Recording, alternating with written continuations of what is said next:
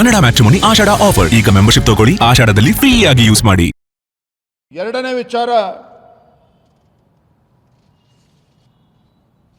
ನಿನ್ನ ಹೈಕೋರ್ಟ್ ಒಂದು ಪ್ರಮುಖವಾಗಿರ್ತಕ್ಕಂಥ ಒಂದು ಬೆಳವಣಿಗೆ ಆಗಿದೆ.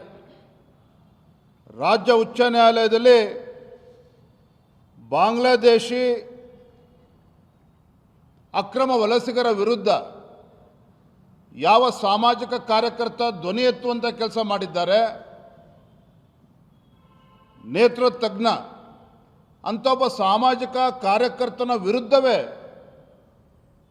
ಪೊಲೀಸರು FIR ದಾಖಲು ಮಾಡ್ತಾರೆ ಅಂತ ಹೇಳಿದ್ರೆ, ಈ ಕಾಂಗ್ರೆಸ್ ಸರ್ಕಾರಕ್ಕೆ ಮಾನ ಮರ್ಯಾದೆ ಏನಾರು ಇದೆಯಾ? ಹಾಗಾದರೆ ಮಾನ ಮರ್ಯಾದೆ ಏನಾರು ಇದೆಯಾ ಕಾಂಗ್ರೆಸ್ ಸರ್ಕಾರಕ್ಕೆ?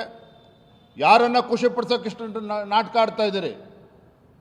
ಯಾರನ್ನ ಮನವೊಲಿಸೋದಕ್ಕೆ ಇವತ್ತು ರಾಜ್ಯ ಸರ್ಕಾರ, ಕಾಂಗ್ರೆಸ್ ಸರ್ಕಾರ ಹೊರಟಿದೆ? ಹಾಗಾದರೆ ಅಕ್ರಮ ವಲಸಿಗರಿಗೆ ಇವತ್ತು ಪರ್ಮನೆಂಟ್ ರೆಸಿಡೆಂಟ್ ಸರ್ಟಿಫಿಕೇಟ್ ಕೊಟ್ಟಿರ್ತಕ್ಕಂಥ DK ಶಿವಕುಮಾರ್ ಸರ್ಕಾರ ಯಾವ ಸಾಮಾಜಿಕ ಕಾರ್ಯಕರ್ತ ಧ್ವನಿ ಎತ್ತಾನೆ ಅಂಥವ್ರ ವಿರುದ್ಧ FIR ದಾಖಲು ಮಾಡಿ ಬೆದರಿಸುವಂಥ ಕೆಲಸ ಮಾಡ್ತೀರಿ ಅಂತ ಹೇಳಿದ್ರೆ, ಇಂಥ ಲಜ್ಜೆಗೆಟ್ಟ ಕಾಂಗ್ರೆಸ್ ಸರ್ಕಾರ ಇದು ದೇಶದ್ರೋಹದ ಕೆಲಸ, ದೇಶದ್ರೋಹದ ಕೆಲಸ. ಇವತ್ತು ಹೈಕೋರ್ಟ್ ಇವತ್ತು ಮಧ್ಯಸ್ಥಿಕೆ ವಹಿಸಬೇಕಂತ ಪರಿಸ್ಥಿತಿ ನಿರ್ಮಾಣ ಮಾಡಿದ್ದೀರಿ. ಅಲ್ಪಸಂಖ್ಯಾತನ ಓಲೈಕೆ ಮಾಡಬೇಕು ಅನ್ನೋ ನಿಟ್ಟಿನಲ್ಲಿ ಇಂಥ ಕೀಳು ಮಟ್ಟಕ್ಕೆ ಇವತ್ತು ಕಾಂಗ್ರೆಸ್ ಸರ್ಕಾರ ಹೋಗ್ತದೆ ಅಂತ ಹೇಳಿದ್ರೆ, ಇಂಥ ಸರ್ಕಾರನ ಯಾರೂ ಕೂಡ ಕ್ಷಮಿಸೋದಕ್ಕೆ ಸಾಧ್ಯ ಇಲ್ಲ. ಹಾಗಾಗಿ ಮಾನ್ಯ ಮುಖ್ಯಮಂತ್ರಿಗಳೇ, ಪೊಲೀಸ್ ಇಲಾಖೆನ ದುರ್ಬಳಕೆ ಮಾಡಿಕೊಂಡು ಹಿಂದೂ ಕಾರ್ಯಕರ್ತರ ಮೇಲೂ ನೀವು ದಬ್ಬಾಳಿಕೆ ಮಾಡ್ತೀರಿ.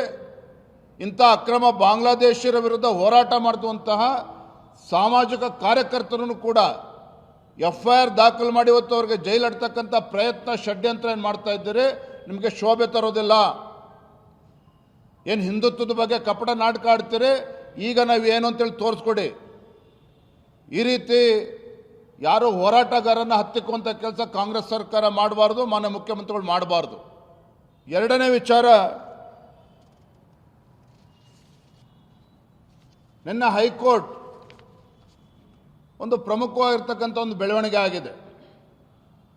ರಾಜ್ಯ ಉಚ್ಚ ನ್ಯಾಯಾಲಯದಲ್ಲಿ ಬಾಂಗ್ಲಾದೇಶಿ ಅಕ್ರಮ ವಲಸಿಗರ ವಿರುದ್ಧ ಯಾವ ಸಾಮಾಜಿಕ ಕಾರ್ಯಕರ್ತ ಧ್ವನಿ ಎತ್ತುವಂಥ ಕೆಲಸ ಮಾಡಿದ್ದಾರೆ,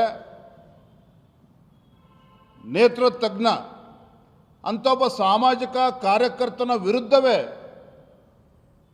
ಪೊಲೀಸರು FIR ದಾಖಲು ಮಾಡ್ತಾರೆ ಅಂತ ಹೇಳಿದ್ರೆ, ಈ ಕಾಂಗ್ರೆಸ್ ಸರ್ಕಾರಕ್ಕೆ ಮಾನ ಮರ್ಯಾದೆ ಏನಾರು ಇದೆಯಾ? ಹಾಗಾದರೆ ಮಾನ ಮರ್ಯಾದೆ ಏನಾರು ಇದೆಯಾ ಕಾಂಗ್ರೆಸ್ ಸರ್ಕಾರಕ್ಕೆ? ಯಾರನ್ನ ಖುಷಿ ಪಡಿಸೋಕೆ ಇಷ್ಟು ನಾಟಕ ಆಡ್ತಾ ಇದ್ದೀರಿ? ಕನ್ನಡ ಮ್ಯಾಟ್ರಿಮೋನಿ ಆಷಾಢ ಆಫರ್. ಈಗ ಮೆಂಬರ್ಶಿಪ್ ತಗೊಳ್ಳಿ, ಆಷಾಢದಲ್ಲಿ ಫ್ರೀ ಆಗಿ ಯೂಸ್ ಮಾಡಿ.